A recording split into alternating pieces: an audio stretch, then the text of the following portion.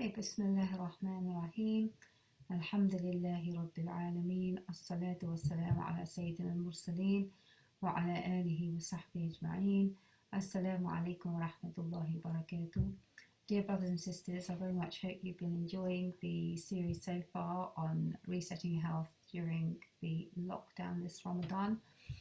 We've focused a lot on nutrition and we've covered something around exercise and good habits. But today, inshallah, I want to present something different to you. Today we're going to be talking about our emotional health, particularly during lockdown. As you may know, I have an interest in neurolinguistic programming for health and healing, and inshallah I hope to incorporate some of these strategies to be able to advise you further and show you how, actually all of this is already embedded in our deen and how we can extract it to optimize our well-being, inshallah.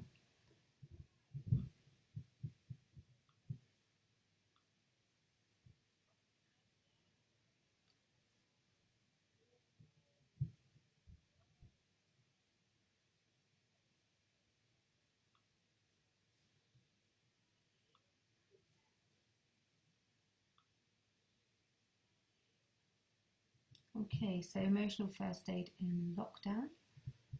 So the first thing I'm going to talk through is what we're going through. So, we have to understand where our challenges lie before we try and address them. So this here on the screen is something called the life balance wheel. You'll find lots of different examples of the life balance wheel on the internet, but this is my personal favourite and the model that I trained with. So it talks about 5 key spokes, and to really feel fully functional and emotionally balanced and well, to have a sense of well-being, you want, you want to connect all the dots, and you want to have them, at the same kind of distance from the centre, from the actual hub, and you want to, you want them as far out as possible. So that is the maximum sense of well-being.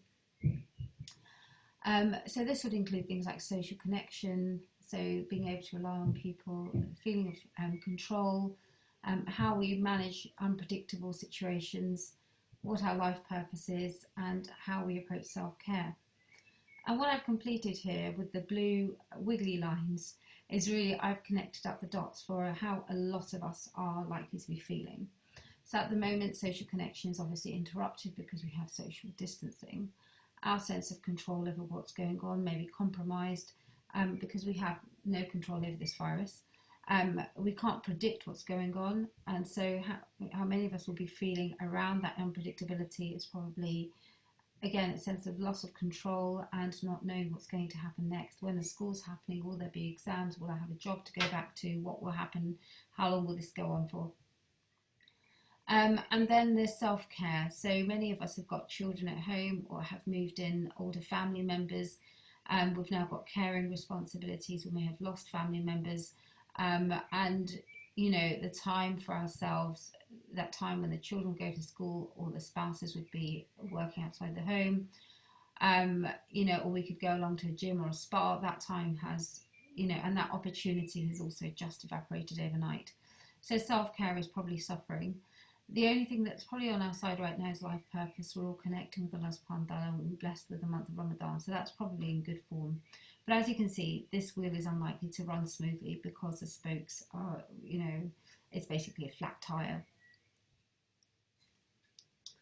So I'm going to talk firstly about social connection. I really love this picture because for me, this is what social connection is. It's about love, it's about caring, it's about unconditional love. And we as human beings have a need to connect, to feel, to touch, to make eye contact, to hug, to kiss.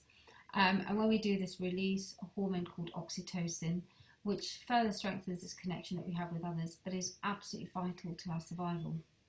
And this is a thing where a lot of people are suffering. So what we know is that people that suffer with chronic loneliness and social disconnection, so they don't have friends and family, have a 14% increased rate of an early death. Obviously, we know life and death are in Allah subhanahu wa ta'ala's hands, but compared with people who are socially connected. So loneliness is not a long-term norm for the human state. Going into periods of istighfar, meditation, seclusion, Those things are absolutely beneficial, but they are not the norm in the long term. And hence the Prophet ﷺ advised that the believer who mixes with people and tolerates their harm is better than somebody who secludes himself and does not deal with people. So dealing with people is essential to our well-being. And essentially what we need to have are 3 a.m. friends and family, people that we can call upon for emotional support, social support, monetary support at any time of day and night. And while we still have phone lines, many people, especially elders or mums stuck with young children at home, don't have the support where they would have somebody face to face they would see. The key thing here, as one of my colleagues reminded me, was social distancing and not emotional distancing. So while we may be secluded in our homes, our hearts are not secluded from one another. They are full of the love for humanity, love for the Ummah of the Prophet ﷺ, love for our friends and family, love for our teachers, love for all that's good. So we can still keep that love. We don't need to numb our feelings inside our hearts as a survival mechanism, because that is very painful. So what can we do? We can love one another in our hearts. We can cuddle our children, our spouses, the people that live with us, touch them, feel them, stroke them, be with them, of course, unless they have an active infection, and we can make dua for our loved ones. So first solution is that connection, especially when we're looking at connection outside the home, means that we need to plan it so that it happens. This can mean that we have a regular time in our diaries and we schedule it in. We make sure our elders, such as our parents or aunts and uncles, whoever we plan to connect with, have got devices, because some of our elders actually don't have smartphones, they have regular phones. And this is the one time where I feel like not cursing a smartphone device. 99% of the time I do feel like cursing one. But to make sure that they are able to connect, they know how to use the device, and that we are able to connect with them as well. So if you have any old devices lying at home, it would be a good idea to circulate them. And then we need to think about how we're going to orchestrate this. So are we going to be using Zoom, Google Hangouts, FaceTime? Are we just going to pick up the phone and talk? And we know, as compared to WhatsApping and texting, which don't really give a sense of social connection at a neurological level, picking up the phone and speaking is better, and better still would be a FaceTime or a Google Hangout, some sort of video call. We can also, of course, still drop off food for our elderly relatives and those that need, obviously, maintaining a social distance. And, I think it's a fine line with our parents, because remember, their lives, their well-being is very much dependent on us. We don't know how long this lockdown is going to go on for, and we don't want to kill them out of loneliness. So the key is to find a way where you maintain safety, visit them under a necessary situation, you maintain social distancing. If you can, meet them in the garden, keep a 2-metre distance, keep your visit short and sweet, and keep it regular, so that they know that you still love them and that you're there for them, but you're not putting them at any risk. The next thing is about control, so loss of control. Now this is when people also lose emotional regulation. They feel angry. Anger is an expression of loss of control. Ellen Langer, the world-famous psychologist, has said, the world is changing, but our mindset stays the same. So what happens is that we expect to be able to control things in the same way, but the world and our lives are a completely dynamic process, and the key here is about adaptability. When we are not able to adapt, we feel that we are losing control, and this is a very disempowering and overwhelming feeling. And particularly in coronavirus, we don't really understand what's going on. We have no control. Even the governments are struggling to make decisions, whether or not we agree with them, but ultimately it feels like many things are outside our hand. The great thing is that when things are outside our hand, we know that Allah subhanahu wa ta'ala is in the driving seat and He has full control. So we can actually let go a little, relax, and raise our hands in dua. So the solution here is having tawakkul, and then having self-control. So if you cannot control the external, you need to control the internal.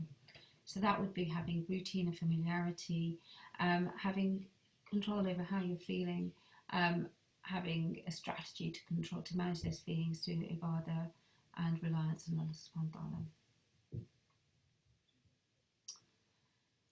So my next question is, how comfortable are you with unpredictability? Some of us are big risk takers, but many of us, especially women, are not so great at managing unpredictability. We need to know what's going to happen next, and that's partly why a routine, a flexible routine, gives us some degree of stability and a sense of well-being. A routine which is too tight also generates stress, and a lack of routine also generates stress. So it's about a fine balance. However, at the moment we're having to deal with a lot of unpredictability. Life itself is unpredictable. In fact, Allah subhanahu wa ta'ala has told us that every soul shall taste death. Kullu nafsin dha'iqatul maut. That's in Surah Al-Imran. And the only certainty in life is death.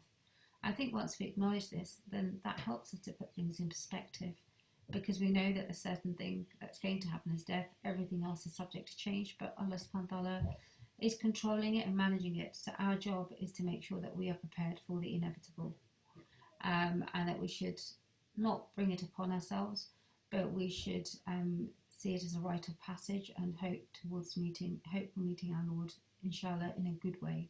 So then it changes our investment planning, our planning for the future, our strategies, and we go from a place of insecurity to security. Security knowing that we will at some point meet Allah subhanahu wa ta'ala, and that this is something we can plan for through our ibadah, through our prayers, through our act of charity, through how we raise our children, through how we manage our character. Imam al-Ghazali has mentioned in his Ihya, whosoever would abhor the meeting with God, God abhors meeting with him. Such a man does not abhor death and meeting God, but only fears the meeting with God passing him by as a result of his deficiency and remissness. He is like the man who is made late for a meeting with his beloved by busying himself with preparations for the encounter in a way that will find approval. He is not deemed to be reluctant about the meeting. The distinguishing mark of the penitent man is his constant preparation for this matter and his lack of any other concern. Were he to be otherwise, he would associate with the man engrossed in the world. And subhanAllah, this is why we probably find so much tranquility in Ramadan, because we know we're connected with Allah subhanahu wa ta'ala, and is powering our ability to continue and to be productive and to serve him. And when we combine that with our inner sense of purpose, we find a huge amount of tranquility.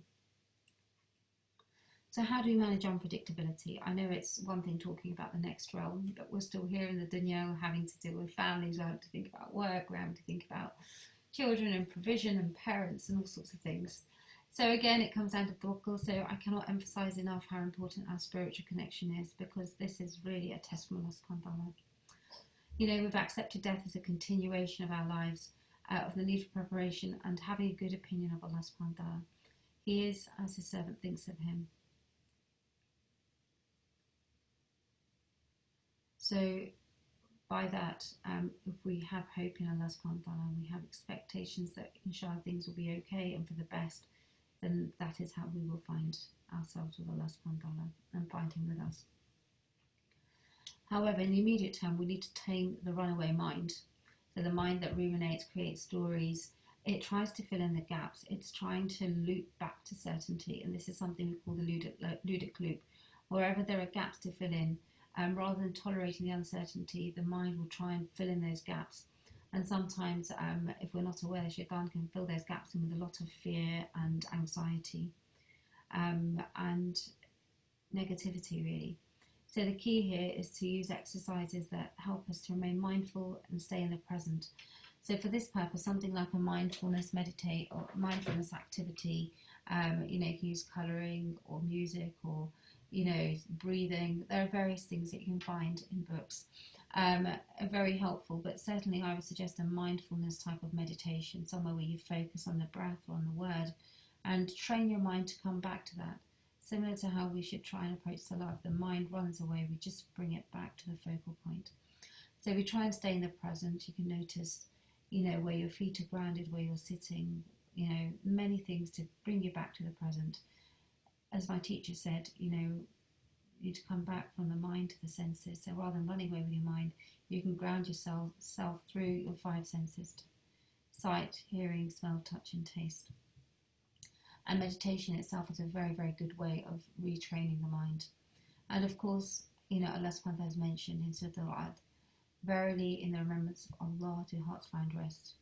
Ala bi dhikrillahi تطمئن القلوب.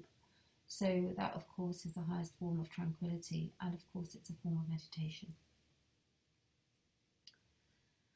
The next thing is optimism. Do we have hope that this bad, so-called supposedly bad, or bad as far as we can see, situation will improve? It certainly may be a calamity or a test, but at the same time, it is part of Allah subhanahu wa ta'ala's plan and His wisdom, and He is the most loving, most merciful Lord. So He would not subject us to something unfair. There must be something in the whip to bring us back to Him. And there are a lot of studies around positive expectancy, so the expectation that things will get better, or there'll be some greater good that comes out of this, or some underlying meaning.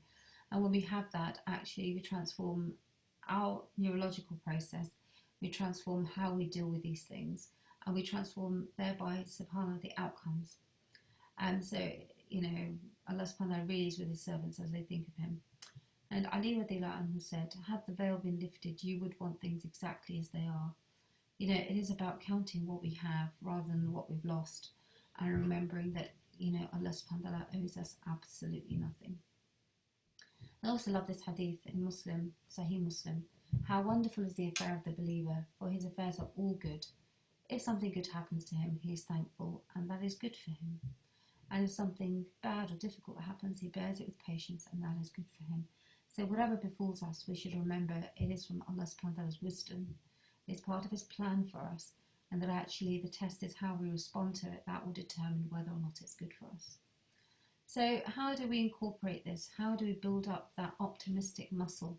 And the solution here is gratitude. So make so much sugar that you cannot count it, and keep your tongues moist with the remembrance of Allah subhanahu wa ta'ala.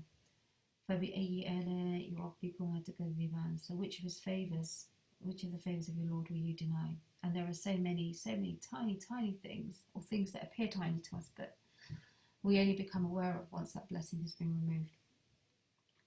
The other practical tip would be a daily gratitude journal. So you would keep a diary, and in that you would write down 3 things that you noticed in the day. And you can put down the staple things, but try and notice things that are different to the day before. Something small, something that you might not have said is, like food and shelter, but it might be that your children remember to use good manners, for example, or that, alhamdulillah, you had enough iftar, you're able to share something with your neighbours. There's something different, and that really keeps that mental territory open and flexible.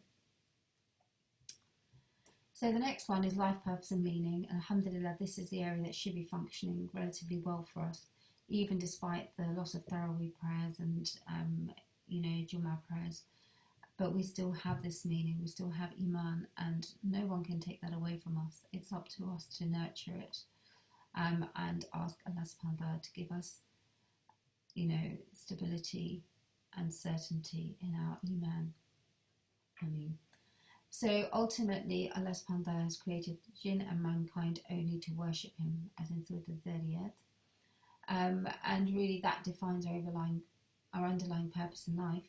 However, we're all different, and we're not clones of each other, and the gifts and talents that He's given to us are unique, and each of us has a certain inner passion. And one of the amazing things about lockdown is that perhaps we have more time in other ways for the mind to roam and to make that self-discovery of what it is that we really love to do, and how we can realise that inner purpose that we have. Because, when we use those gifts that Allah subhanahu wa ta'ala has given us, and they don't necessarily have to be directly to do with sitting on a prayer mat, but they are to do with using His talents in a way that we connect with a good intention, we start to find that unity and inner peace. In Viktor Frankl, he actually is a neurologist and a psychiatrist, and he wrote a lot about man's search for meaning. He specifically discusses Holocaust survivors, and those people who had a meaning and purpose in their lives and had plans for what they were going on to do, actually were more likely to survive than those people who became depressed and negative and thought, well, there's no point in having any hope and no point in having any purpose in life. And in fact, we know from sociological studies that having a lack of meaning is associated with becoming involved with crime, addiction, depression. Alhamdulillah, we are so blessed to have the gift of faith, because it's very, very grounding for us at all times, but especially at times like this. So what is the solution going forward? I've already mentioned that that we have the spiritual boost of Ramadan, that energy that compensates for a lot of lack of energy at other times of the year, through ibadah, through dua, through the blessings of the month. That it's like a powerhouse for us. So certainly we can build in our life purpose and meaning, but also turning that into something practical. So iman and action, the two things. So while we have this time for self-reflection, the reflection is not just on our ibadah, but also on who we are, knowing ourselves and identifying what that passion, what that flame is that burns inside us, and to find time to dedicate to this daily as a form of shukr, so using it in Allah subhanahu wa ta'ala's way, thinking of acts of random kindness, which in our tradition are really acts of charity, acts of good character, a monetary charity, the charity of time, charity of using our skills, charity of asking after other people, and to raise our bar of how we connect with Allah subhanahu wa ta'ala's creation. Okay, right, this slide kind of sums up probably how a lot of us are feeling, especially mums working from home. And welcome dads, if you have been lucky enough to escape from the home most of the time, and now suddenly finding yourselves at home with a stressed out wife, children, devices, noise, chaos, welcome to our world. So I think this slide sums up what it feels like for a woman or a mother working from home during the COVID-19 pandemic. So we've got trouble staying focused on work, we feel guilty for not managing to keep up with everything, we've got reduced capacity to work, in between we're having to mother our families, we feel pulled in different directions, everybody else comes first, we're trying to maintain our own sanity, because if we go to pot, the whole household goes to pot. Our work has no end time, it's 24/7. We're having to juggle between wife, mother, employee, cleaner, cook, everything, and agony aunt. We have to keep our children quiet when we're taking phone calls. We have to meet everybody's emotional needs, so we have to have massive emotional reserves, and we've got to manage their distant learning. I think that's quite a mean feat. It's not easy at all. So, well done to everybody out there who is adapting to this challenge. So I'm going to talk very briefly about self-care. Do you have any time in the day? Do you know what self-care is? Are you important enough to invest in yourself? Who are you? So if you just take a moment to pause and think about those questions. Well, ultimately, we cannot know our worth except through Allah subhanahu wa ta'ala. And we cannot worship Him properly if we do not take care of ourselves, not just our bodies, but our minds and our souls, our well-being. If we are the servants and the vicegerents of Allah subhanahu wa ta'ala, we have a pretty important role to fulfill. And that means we deserve self-care, we deserve maintenance, we deserve love. And it's identifying where that sits within us and how we should nurture that. And that doesn't mean do. That means stop, slow down, and rejuvenate yourselves. So the Prophet ﷺ mentioned in a hadith, an hour for this, an hour for that, when he was advising one of the companions. I believe it may have been Abu Bakr radiallahu anhu, but I can't remember for sure. But what it means is that we should have time for play, time for rest, or time for work, time for rest. And whether that's spiritual work, the work of the house, the work of looking after family, it should be interspersed with regular and rejuvenating breaks, not a 24/7 non-stop kind of existence, because anybody would burn out under that and grouchy and angry, and it defeats the whole purpose. And remember that there are only 24 hours in the day, so try not to pack in 27 hours worth of work. It may require prioritisation and seeing which balls you're going to drop. Another important thing is that me time, the alone time, to be able to have that sense of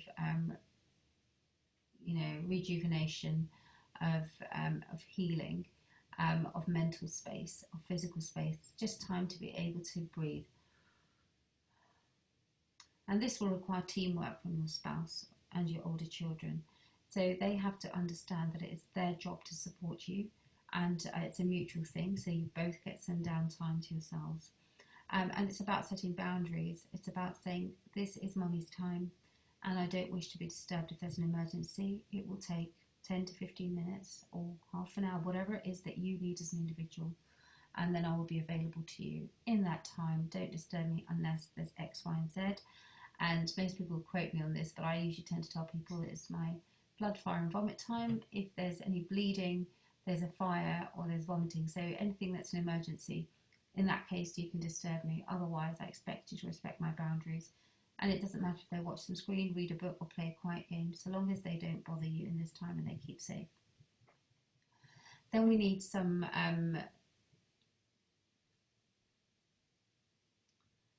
rejuvenative, low energy state exercises, low intensity. So that's things like Tai Chi, meditation, yoga, and you can find many of these practices online. And you should try to put these in, things like Tai Chi and yoga, perhaps twice a week, meditation a little bit every day. And finally, take care of your appearance. If you look shabby, you will feel shabby. Get up, wash, smell nice, dress properly, and inshallah you will feel energized and it will support your well-being. Okay, the next slide I have is about chronic stress. So this is what happens if we keep functioning at 90 or 100% of our capacity without breaks, or that we are under consistent strain. So for example, with this lockdown, if we continue to feel the strain and we do not have a strategy for dealing with it, initially what happens is the immune system upregulates and our performance improves. So if we're not adequately stimulated, say life was perfect, actually that would kill us, because we would not have stimulation, we would not have the will to live, there would be no challenge there. So what we need is a healthy amount of challenge, and as that challenge picks up, we reach our optimum performance. But actually, after a while, if we do not adapt to this, we start to become overloaded, we break down, and we're not able to perform. And that could in fact lead to chronic disease or even death, depending on the scenario. However, the key here is the mental flexibility to be able to adapt, because when we go through stressful situations, our ability to deal with them determines the outcome, determines whether we go into overload or whether we reach a new kind of level of resilience. And we call this process of an adaptable form of adaptability to sort of load and stress, allostasis. So rather than coming back to homeostasis, where you maintain, a fixed kind of set point, we need to be adaptable. And as I mentioned in one of the earlier talks, that mental adaptability comes from things like exercise, puzzles, play. We need to have a balance in our lives, and this is perhaps why Allah subhanahu wa ta'ala is putting us through this test, to help us find that spiritual balance again, that balance with our families again. Many things need a reset, and when we're put under conditions of stress, our true metal is exposed, and we have time to polish up and shine and improve ourselves. And it's also an opportunity for us to take stock. What are we doing right? What are we not doing right? How can we treat this as a learning experience going forward? So Allah subhanahu wa ta'ala has told us in Surah Mulk, He who created death and life to test you, as to which of you is best indeed. لِيَبْلُوَكُمْ أَيُّكُمْ أَحْسَنُ عَمَلًا. And in Surah Al-Baqarah, that He will test in something of fear, hunger, loss of wealth, and loss from among ourselves, like a loss of lives and loss of fruits. And in this coronavirus pandemic, we are definitely being tested. We're being tested through fear, possibly hunger, loss of wealth, loss of lives, and loss of fruits, all 5 tests. So the next thing I'm going to talk about is emotional hygiene. So I've talked a bit about how we manage our static load and the need for adaptation. But now I'm going to break it down to the micro level, which is how do we deal with these emotional triggers, these little triggers, these little knife wounds, these little stabbing moments that kind of build up and cause us to decompensate over time. So emotional hygiene is about how we manage our thoughts and how we manage our responses to them. And I would say I quite like this term, because for me it's akin to personal hygiene. Somebody has poor hygiene, they have a smelly mouth, they reek, you don't want to go near them. And likewise, if somebody has bad character, anger, negative energy, you also don't want to go near them. In fact, it's almost worse than the smell, because the smell is temporary, but the stink of kind of emotional havoc and negativity is very, very repulsive. It pushes people away, it pushes your family away if you don't manage your emotions properly. Remember that Allah subhanahu wa ta'ala does not put you in a test or a situation that you cannot bear. He has created your own temperament, and some of us have it easier than others. Everybody is different. The Prophet ﷺ said, somebody asked him, Prophet ﷺ, can a believer be a liar?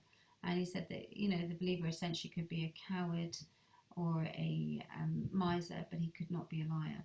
And the reason I bring this hadith up is because it shows that we may have weaknesses. We're not all the same. We're not clones. So everybody's test is different.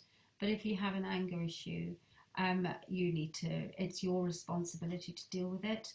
It's not okay to say, well, this is my family. I can go around having an adult tantrum. I can stomp around. I can oppress other people because I'm feeling rubbish. Absolutely not. You are accountable for Allah subhanahu wa ta'ala for managing your mood, your thoughts, and your mental state. You are responsible for how you treat yourself and how you treat others. And the Prophet ﷺ has advised, the best of you are those who are best to their families. That hadith is in Tirmidhi. So we need to have a reality check. Remember that the hardest place to maintain and display good character is within our families, within our homes, with our loved ones. Yet those relationships are the ones that we should be pushing away the least, because they're the most precious and they have rights over us. Many households will be facing increased anger, increased frustration, oppression, and perhaps even domestic violence at this time. And as I said before, this time is a time not just to test our true mettle. On top of just the lockdown, we are also fasting, so we're depriving ourselves of food and drink and pleasures. So we need to be extra careful. We have Allah subhanahu wa ta'ala's help if we seek it, to try and refine our character and treat people with kindness. So our blessed Prophet ﷺ was able to recognize, share and label his emotions. When his son Ibrahim alayhi passed away, he shed a tear, and that tear, he said, was out of mercy. When Aisha anha lost her necklace, he was able to halt the entire delegation and stopped and asked them to look around for the necklace. He didn't say, it's just a necklace, come on woman, man up, let's go. No, he recognised that this was something precious to her. It didn't matter how insignificant it was. He stopped the entire delegation because he wanted to recognise her feelings and support his wife. And I think that this is really at the heart of emotional intelligence. So how do we achieve this level? Obviously, having a strong iman and striving against the lower self is very key. Getting rid of arrogance, all those spiritual diseases that Sheikh and our teachers can advise you regarding, they're all essential here. But I would, from a psychological point of view, I would sum these up as 4 key steps. The first is self-knowledge. We need to spend time with ourselves and get to know who we are. We cannot know Allah unless we know ourselves. We need to invest in ourselves. That means make time for self-care, value ourselves, look after ourselves so we don't feel rubbish and we don't transmit that rubbish feeling to other people and make them feel rubbish. We need to have time for muraqabah, which is self-observation, watching ourselves. It's absolutely imperative that we have regular periods of rest, whether these are through meditation or recreation, playing with our families. Something that Prophet ﷺ encouraged, and we need to build in that time as a family, not just to do chores, but actually to play, to watch a movie, to do sports. And we have this time right now to build up these good habits. When we play, we let go of our guard, we develop resilience, we develop mental flexibility, and we start to understand each other at a deeper way and connect that with positive feelings. So it has the power of transforming your family life. And I would say it's almost as important as having a circle, if not having a circle in the home. Having that positive time with your family, that is where the locus of influence and control is. And then we need to have the communication skills, and that's where a lot of us lag. We need to understand what it is we're feeling, label the feeling and communicate it. So we may be experiencing a racing heart rate. We may feel that we're starting to warm up and flush. Well, we could say, I feel very angry right now. And we understand that we feel angry, and we let the other person know that we feel angry, and then we explain why we're feeling that way. And if we know that we're in a toxic state, we're not able to do anything, just by labeling the emotion, we can slow down the process and try and rescue it. But the key is being able to know it, and you can't know it unless you know yourself, and then taking responsible adult measures to manage that feeling. So my last slide here is about emotional first aid. So we need to recognise when we're in pain. You know, have we got any markers such as heating up, racing heartbeat, or a sinking feeling inside our heart, or butterflies in our stomach, or tingling in our hands, or feeling we can't grasp our breath, or just knowing that we feel out of sorts, or we haven't slept and we're grouchy. We need to be aware of our own state, and we need to be aware of our triggers, and we need to communicate these clearly. We need to entrain a regular self-help strategy so that when we enter these difficult situations, our mind knows what to do to circumvent this, and it can automatically flip into our self-care mode. So that would mean a regular breathing or meditation exercise, knowing how to slow down, remembering that inshallah tomorrow will be a new day, and if we've made a mistake, learning from it rather than putting ourselves down and complaining. Every experience is a learning experience, and it's what we take away from that experience that's really important. And I think, you know, in Urdu we have a proverb which I think is, you know, I've always really loved this proverb from my mum. She says, "Aqlmand ko ishara, ahmak ko pratkara," which means that the intelligent one, just an ishara, just a sign, just a brief hint is enough for them to take the learning. But the person who is foolish will suffer, and they will keep digging up the same hole, keep making the same mistake. So it's up for us to have aql and reflection and learn from the experience. It is not upon us to be excellent and perfect and free of faults, because that's not the design of humankind. It's for us to forget and repent and learn. The third thing is about rumination. Rumination is a process where we overthink things, and we think and we think and we think, and we just basically actually just circulate those thoughts inside our mind. And we need to nip that in the bud. And often people say, well, I can't stop the thoughts. So one of the ways that is helpful is a meditation practice, because as I said, it can help circumvent those thoughts and help you practice mindfulness, being in the present, which can break the circuit. But if you are struggling and you don't have a habit of mindfulness or meditation, then distraction is a good strategy. So going out for a walk, playing a puzzle, doing a crossword, going and cooking, doing something completely different, doing some sports that takes your mind off things immediately can help to dissipate the rumination. And remember, it's up to you to decide to ruminate again, whether you want to revisit that area or just stop it. But you can't manage that unless you are aware of what the process, the pattern that you're running. We should have an empowerment focus. So if we make a mistake, we haven't achieved our goals, we simply set new goals. So I know we're coming up to the last 10 days of Ramadan, inshallah, and many people are saying, well, I've wasted my Ramadan, I've lost it, I was engrossed in work and this and that. You know what? Tomorrow is a new day. Inshallah, set some new goals, learn from your mistakes, see what's been working, see what's not been working, and move on. You know, Allah subhanahu wa ta'ala is all forgiving, and, you know, we want our best deeds to be our end deeds.